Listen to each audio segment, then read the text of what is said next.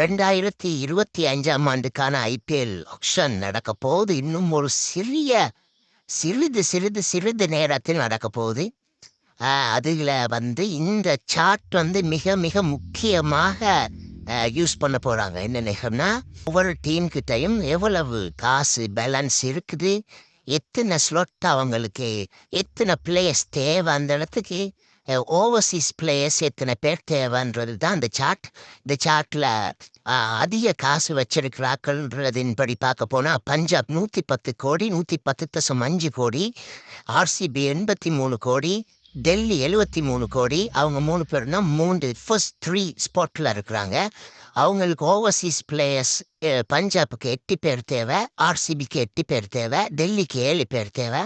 அப்படியெல்லாம் போய்கிட்டு இருக்கு. நம்ம சிஎஸ்கே பார்க்க போனால் 7 பேர் ஓவர்சீஸ் பிளேயர்ஸ் தேவைப்படுது. மும்பை இந்தியன்ஸுக்கு 8